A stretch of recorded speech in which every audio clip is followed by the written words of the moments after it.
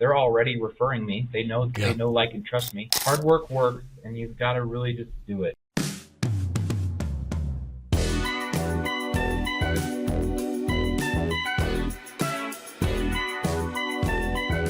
All right, y'all.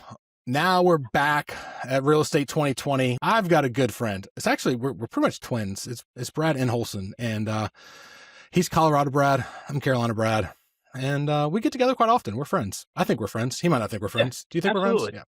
Yeah. I wouldn't be here if we weren't friends, Brad. Let's just be very clear. But Brad, Colorado Brad, is awesome. And he's a fellow 30 under 30 alumni, but he has his own brokerage out in Colorado. You're going to see all his stuff in the show notes. But at the same time, he is now running a Next Home Foundations, is the name of the company, out in Greeley, right? Greeley, Colorado? Yep, it's right? in Greeley, yep. Yeah. North of Denver, about an hour. Okay. So Brad and I will try not to go too far down rabbit trails, but he's great at training agents. He's got a wealth of knowledge. And so I'm glad you're here, man. So you can help us educate the next generation of what's coming. So yeah, absolutely. Thanks for having me. What do you feel like was one of your biggest challenges early in your real estate career that you can remember? I actually just had a phone call with an agent today, and she goes, I remember do you remember that house that we did years ago? And I'm like, no, I don't really remember that. She goes, you were so young. That was one of the hardest things for me. Is I was 22 years old when I sold my very first house, and people are looking at me like, does this guy know what he's doing? Like, is there any experience here? And so I relied a lot on the experience of those around me and being able to say, hey, I may not have every answer, but I know exactly who does have the answer, and that's who we're going to spend our time talking to if I run into a roadblock. Did you do anything particularly because I was the same way. I was 22. And so like I made sure I always had a beard. I kind of dressed a little differently. Did you do anything? Beard, facial hair? I did the beard. I had a guy, I still love him. He's still in the business. And I asked him what his plans were. And his goals are to show up every day and answer his phone every day. And I'm like, okay, that doesn't work for me. What else? Like, what do I wear every day? And exactly what I am wearing right now is what I wear every single day, unless I'm going to a golf course or it's, a last minute type showing, I'm throwing a polo on. But I have a collared shirt every single day, always tucked in, jeans, slacks, and I got to have my boots with me all the time too. Yeah, it's cultural. Yeah, absolutely. But people look at me and I don't dress like a slob. And I'm not saying that you have to dress professionally in this career. You got your jacket on today, which is awesome. I'm not a jacket guy. I sweat way too much. That's why I can't have humidity around me either. That's why I'm in Colorado. But I'm a professional. You can call me right now and say, come look at my house. And I look semi-professional. I'm not just a slob walking into your house with my flip-flops on. Yep. No, that's exactly why I wear a coat. Being the broker, I don't know who's walking through my door, whether it's a client, I got to go on a listing appointment I didn't know about. So I kind of try and play that middle ground. But yeah, you're absolutely right. All right. So what do you feel like, so we talked about one of your biggest challenges. Like, what do you feel like what's been one of your biggest successes or a defining moment in your real estate career? Title rep, long time ago, we would go and get beers and burgers, and we had a saying, you must be present to win. And so I fully believe in that saying, you must be present to win.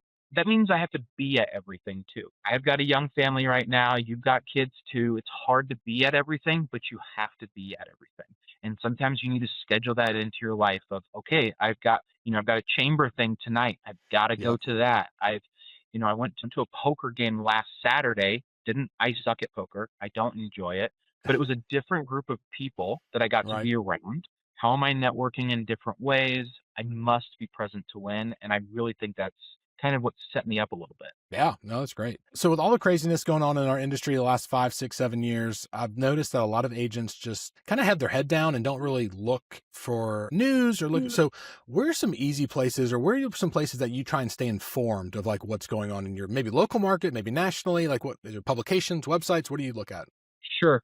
I've got my subscription to Inman, definitely keeping on top of that. I'm part of our MLS board. Yeah. So, even if I don't want to know about what's going on, I know what's going on, and I have to keep on top of that as well. But really, I know that there's a lot of people who they buckle down and they're doing their thing, but you have to know, especially with laws that are going on and what's changing in your community, being a source of the source. You may not know everything that's going on.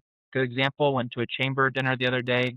There was a bill that got proposed for vacant housings to have an extra tax on it from the mountains. That got shut down without going to pass, I think it was the House, doesn't matter. And then someone said, well, did you know that there's an additional tax proposed on a different bill for vacant land? And it's like, okay, well, now I need to know more about that. But I could speak to the one, but I Right. didn't quite know on the other. Just having a 10,000-foot view of a little bit of everything. What's the saying? Jack of all Yeah. trades, master of none, or something Right. like that. You kind of Yeah. have to be a jack of all things that you need to know, Yep. and then you can dive a little deeper if you need to down the road Yeah. on those I like how you things. said the source of the source. I like that. That was a Yeah. good way of putting it. So talking about business now, where does most of your business come from? Like what source, and has that changed since you got in the business or evolved as you evolved? So when I first got in the business, it was a lot of open houses and it was a lot of office leads and things like that I didn't have a sphere. I was also fresh Okay. out of college, but I definitely did a lot of referring to, or a lot of newsletters and stuff like that, to people who were just out of college with me. Right. I bought my first house. I made sure that they knew about me buying my first house. And even as I was a younger person learning the business, I still let them know that they should be buying houses too. Now my business is 85 to 92% sphere or Oh, nice. one-off sphere. So it's either someone that I know or someone that's been referred to me by somebody I know. Yeah. That's great. So you talked about sphere being like almost 92%. So is that how you define success to like in your business? Like, is it the number of sphere based clients? Is it volume? Like what kind of goal are you chasing in your business to define success? I'm chasing transactions. Okay. I'm all about the multiplication piece. Yep. The more people I can help, then hopefully 5-6 years from now, they're all moving again. Yep. And hopefully in those 5-6 years, they're calling other people and saying, Brad did such a good job with me that you need to work with him too. And I've got one family, literally 3 generations of people that I've helped That's with awesome. 10 transactions. We just did our 10th transaction for the family. And then I've got one that we just put under contract as well. We're working on their 9th. So it's like, okay, that's pretty fun where you can Yeah. literally help the entire family. That's awesome. That's what it's about. So with that being said, I know you're more sphere based. You're trying to get referrals out of clients. Is that what you feel like your marketing strategy that's working now? Or are you doing something as well as that? That's kind of, I've heard newsletters are back, mailers are coming back for some people. Like what's your secret sauce? We're doing some of those. We do 2 large events each year. Christmas, we have Santa come and we Cool. do a gingerbread house party, relatively easy. And then I've got a photographer. So that way when Santa's there, they've already got their Santa photos done. We send them, a picture of the family done. They get to make gingerbread houses. They get to eat all the candy. We hop them up on sugar. It's a 2-hour event and we're done. Nice. Then we also do have a big rodeo. So that's 2 weeks out of the year. And we mainly do that one for our VIPs. But if we have extra tickets, then we give tickets to those who are not our VIPs too. Yeah. But trying to take care of those who take care of us.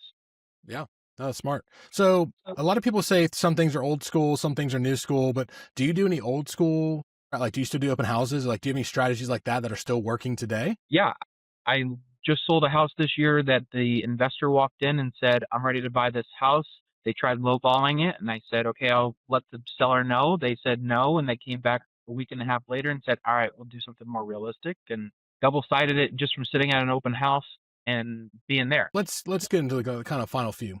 What would be your direct recommendation? So if an agent comes to you and says, I need a closing in the next 90 days, like I need to be profitable, and like what one thing should I do that'll give me the best results to do that? What would you recommend they do? Pick up your phone, start calling people, getting in the business, go preview property. I mean, you have to get back in the flow because they're obviously not in the flow.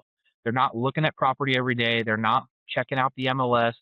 I do this every single week. I'm going to do this here in the next couple of hours. I do what's called the comb through the MLS. I have a map that I like. It's not a specific area. It's where I sell most of my property. Mm-hmm. And I literally look at every single listing that's on the MLS in that area, active and ones that are taking backup offers. Because then I can say, hey, the Smiths, they really wanted that one down the street. Yeah, this is just outside of what they're looking for, but I don't care. I'm going to send it to them anyways. That does 2 things. One, it makes them think, well, you know what? This actually might be a good property. And 2, even if the property sucks, they're going to say, Brad's thinking about me. I'm stuck on his brain. He is working to find me a house, even if I send them the worst quality house that they've even seen. Yeah. I mean, the source, right? So if you know what's coming on, Yep. when people say, hey, did you see that house that came on that market? You're like, actually, yeah, I saw it came on yesterday. Yeah. And I thought 3 years ago before they did any of that work to it, and Yeah. it looks way better now, and it's definitely worth it now, or not. So if you could keep talking about picking up your phone, if you could keep 3 contacts in your phone, only 3 to start your real estate career, right? Who would they have been and why? Well, I mean, it would be probably just all the people that I have gotten referrals from in the past. They're already referring me. They know, like, and trust me. I had a plumber the other day who called me and said, I'm at this fourplex. 3 of the 4 units are vacant. They're not here right now, but they'll be here in an hour. I think you need to come check this property out. I stopped what I was doing. I was there. I was helping them out. Have not gotten the deal yet, but Sure. it's a relationship I'm working on. And did I know about that before? Nope. But that's a guy that's been in he's a VIP. He's a top spirit.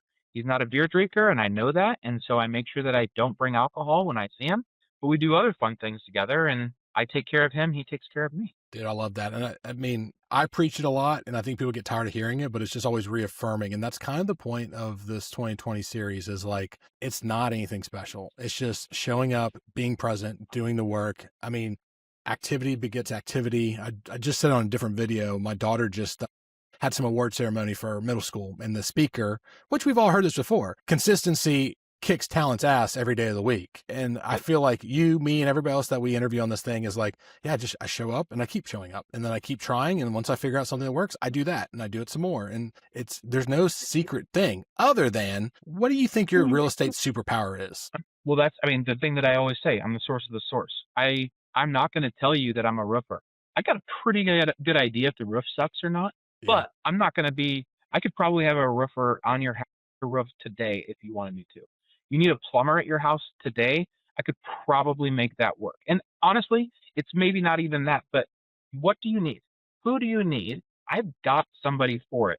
And then I don't have somebody for it. I'm reaching out to my office. I'm calling my other realtors in the area, but that's the next thing I'm doing. I'm figuring out, how do I make, your problem go away, your dreams come true, whatever it may be. Let's figure it out. Let's fix it. That's what I'm here for. You're a connector. And so, got a bonus question then. How important is being a connector, connected to vendors like your plumber starting out in the business? Is that something you would recommend people start with, to start finding that network immediately, or find them over time as you build your business? When I started, I used recommendations from other agents that I liked. So if I didn't have anybody in the Carolinas, the first person I'm calling is you, Brad. I mean, do you have a plumber? I guarantee you that the answer is yes, you have one. Now, when I use that plumber, I may not like that plumber, and that's okay, but I still have a name. And I let my folks know, if you don't like that plumber, or you don't like that roofer, or whoever it is, they're gone. I have fired a lot of people because they charge too much. They are rude. I mean, I'm handing people over on a golden platter. Yeah. Really. When I say, hey, you need to call Ben, my plumber, they're calling Ben and he delivers exceptional service. That's what I expect. If he's going to start treating people like crap, then I'm sorry, dude, you're not going to get my business anymore. Yeah. No, that's great. All right. Anything you want to instill on new agents? They're getting a last piece of advice. Anything you would tell them directly? They walked in your door at Next Home Foundations and like, tell me what to do, Brad. What would be your advice? Hard work works, and you've got to really just do it. I mean, show up, be here, put your reps in, get your at-bats in, whatever analogy you want to use, do it. I mean, there's no magic pill. You're not, just because you're paying for leads, that doesn't mean that they're good.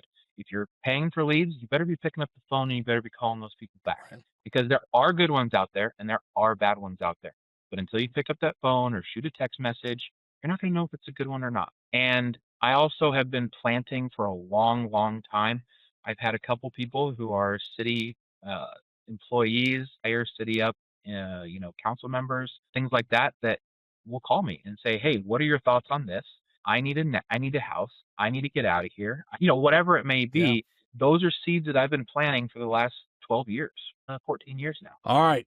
Well, I'm sure Brad loves referrals in Greeley, Colorado. So make sure you look him up. All his contact will be down below. And we made it under 20 minutes. That was a new record. So, dude, thanks for making the time to share your story and your ideas with hopefully all 12 of my followers. No, it was good. So hopefully for the people that are listening and take it to heart, because this market is not easy, and it's never an easy market, but the advice I've noticed hasn't changed that far from the center. So thanks as always for making time for me. Hopefully there's something that's a common thread throughout that people are picking up on. And it's like, okay, well, if we hear it more than one time, it's obviously something that's happening. That's the thing, man. They're always looking for the quick, easy win. And everybody's like, it ain't quick, it ain't easy, but it's worth it if you just do it, just like you said. Yeah, for sure.